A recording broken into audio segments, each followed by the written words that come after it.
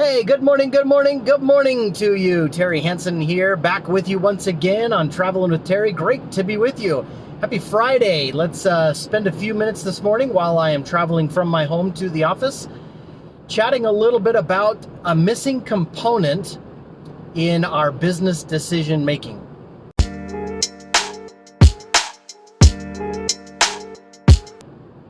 So, quick story, as you guys know, I am just wrapping up a 2.5-year effort to finish a master's degree from Boise State University, and I'm kind of going back over a lot of the models and frameworks that I have learned over the last couple of years and sharing some of those with you. And I've really been dazzled and impressed, really, with the level of education that I've received, that I've been able to apply directly to the clients that I work with and the companies that I'm interacting with, and I've just loved them. And so anyway, in an effort to create some value for you guys, I wanted to be able to share some of these frameworks. And what I wanted to share this morning really isn't much of a framework itself, but it's a process, a little bit of a process that oftentimes I think we as business owners or managers and entrepreneurs and leaders in our organizations, sometimes we skip right over the top of it, actually to our detriment. And so today really is a call to action to start doing this more consistently, and it will help make our business decisions 1,000 times more effective and help us create better results in our companies. So I'm excited about that. So let me take you back, about 1.5 years ago or so. I was involved in what in a particular class from Boise State University called needs assessment. And the particular class focused on, one of the requirements that the class focused on was basically a project. We got together in a team, and we had to pick a real world client, an organization, and do a needs assessment project.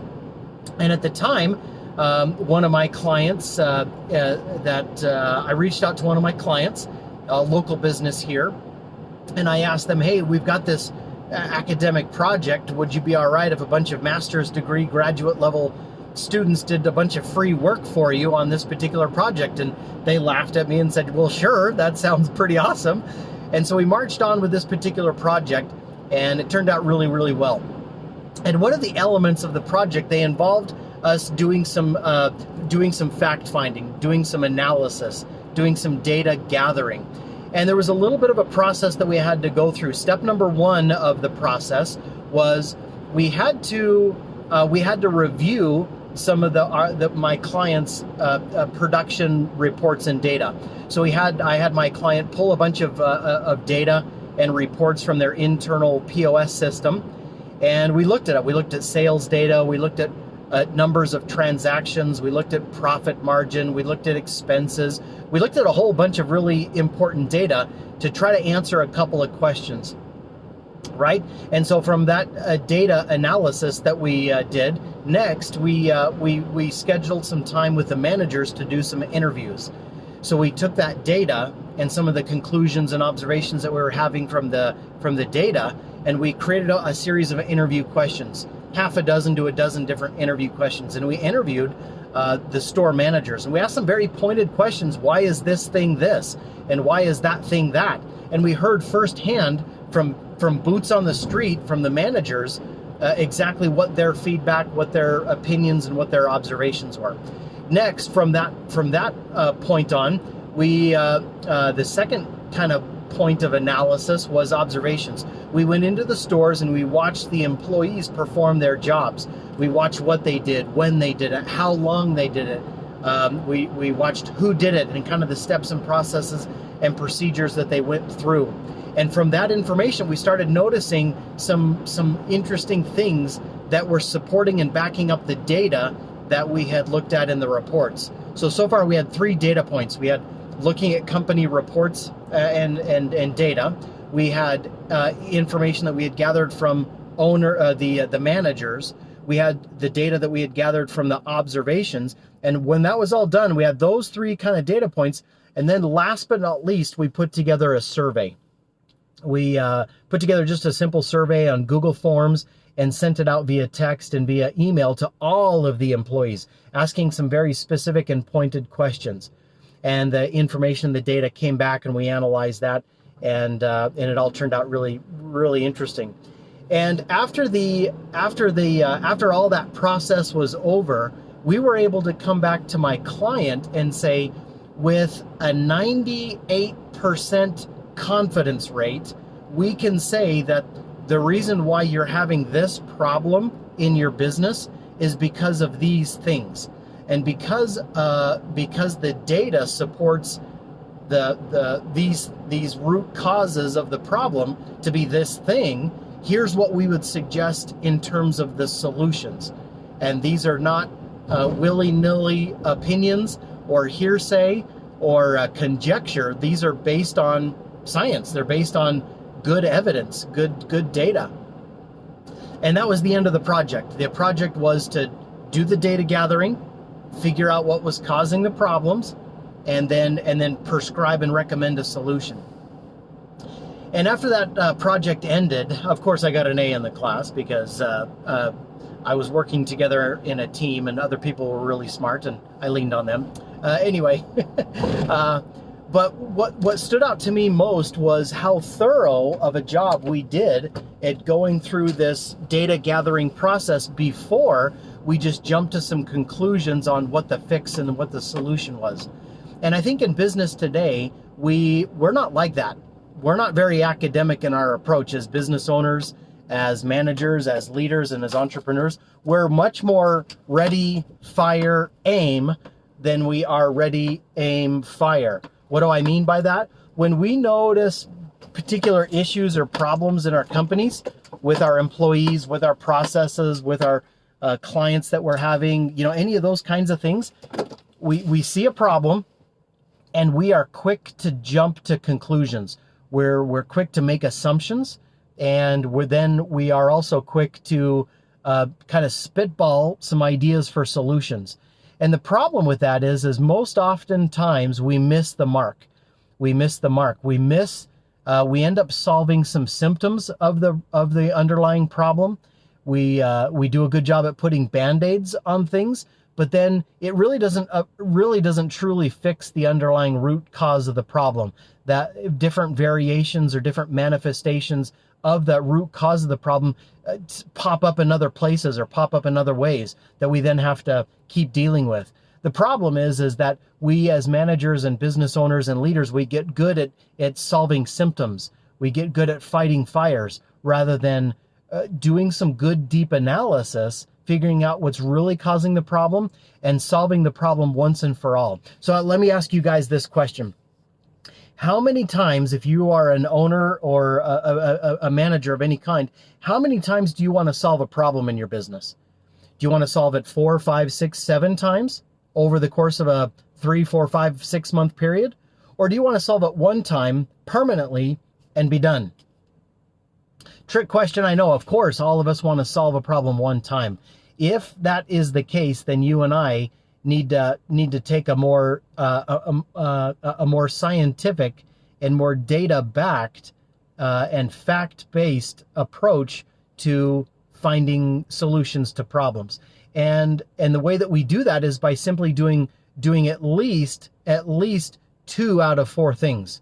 Okay? So when we notice there's a problem in our businesses, instead of quickly drawing some conclusions and drawing some assumptions and then guessing on solutions, let's do one of 4 things. Now, let's first off, let's gather some facts. Let's gather some data.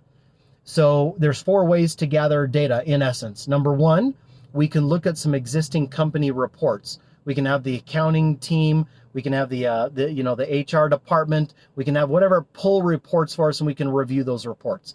Number 2, we can observe our team and our processes in action. We can actually watch and observe what people do and how they do it. So that's data gathering method number 2. Number 3 is we can conduct some interviews. We can actually call employees in and we can ask them questions. We can interview them and get firsthand knowledge of what's going on and how and why. Right? The 4th and final is we can do some surveys. We can put together a simple questionnaire on Google Forms or via email, send it out, get some answers back, and now we actually know, but we can do that at scale. So there's a lot of different ways to gather data. Certainly those are not the only 4, but if we will just do 2, and if we're feeling extra virtuous, and if we want to go the extra mile, then we're going to do 3. Why would we do 3? Because there's a principle called triangulation. Triangle, 3 points, 1, 2, 3. And what we're trying to do is get enough data points in order to triangulate the truth and arrive really at the basis of truth. So before we just jump to some conclusions and whip out some possible solutions and move on, maybe it would be wise for us to slow down, recognize that we want to solve this problem only once, right, and be done with it. And to do that, we need to find what the underlying root causes of the problem are by putting together some surveys, interviewing some employees, observing and watching, pulling some good data and reviewing existing company reports. And when we do at least 2 to 3 of those things, and we can gather some good data, then we've got some sound facts. We've got some science to back up our conclusions. We can see, well, it's pretty clear that this 1 or 2 things is causing the problem. And if that 1 or 2 things is really causing the problem, then it sounds like our solution needs to be this and this thing. So let's let data, let's let science, let's use facts. Let's use facts as the basis for coming up with the solutions and remedies inside of our companies, rather than conjecture, rather than opinion, rather than hearsay, rather than gut feel. Let's get rid of some of that stuff, or maybe let's just balance it out with some data and some science. So anyway, just to come full circle, in my master's degree, one of the needs assessment classes that I went through really helped me understand the value of using data and evidence and facts to support your problem solving. And far too many of us are moving way too quick in our business. We jump to conclusions, we draw assumptions, and we pick solutions that are really going to do a good job at fixing symptoms rather than underlying root causes of the problem. And when we do that, unfortunately, we end up solving the same problem multiple times, which is no fun. It wastes a lot of time and zaps a lot of energy.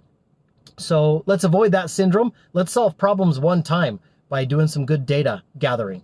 And anyway, I know if we'll get into the habit of doing that, we will become more efficient and effective at our jobs at making decisions. And that's really one of the elements that we're missing in our business decision making is data, is good facts that support conclusions. So anyway, hope you guys have a good rest of your Friday. I'm excited about the things that are going on today. Great day to be alive. Great day to be working for Arcane Marketing. Listen, if we can help you in your marketing understand what's working and why it's working, let us know. If you are working with an agency, or if you've got a marketing team internally and you're doing some digital marketing things and it's not quite working just the way that you want it to, but you're not exactly sure how to fix it, the first step in all of this is always to gather data, research. If you're not getting the amount of traffic or people visiting your website, if you're not getting the number of leads that you want, if you're not closing enough sales, before you draw any conclusions and jump to any assumptions, first, it's all about gathering data, doing, in essence, kind of an audit, if you will. And a lot of our clients ask us to do audits all the time for one purpose only. What's the root cause what's the root factor that's causing the problems? How do I fix it? What's the right solution? And doing digital marketing analysis and doing digital marketing audits are really amazing at revealing some of the underlying things that are slowing our marketing down. So if you're at a point in your business where you're happy with your marketing, but not totally satisfied and you want to take it to the next level, do an audit. If you are frustrated and upset that your marketing is just not doing what it needs to be doing and you want it fixed now, do an audit. And if you don't have anybody to help you with that sort of thing, please reach out to us. Let us help you with that.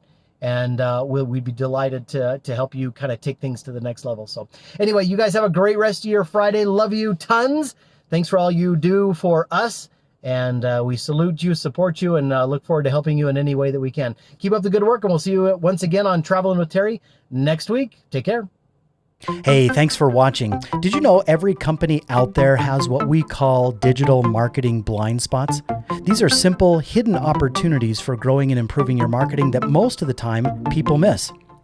Go to www.arcanemarketing.com and take advantage of our Rise and Ignite digital marketing analysis. It's 100% free to get fresh new insights and ideas to make what you're already doing that much better in 2021.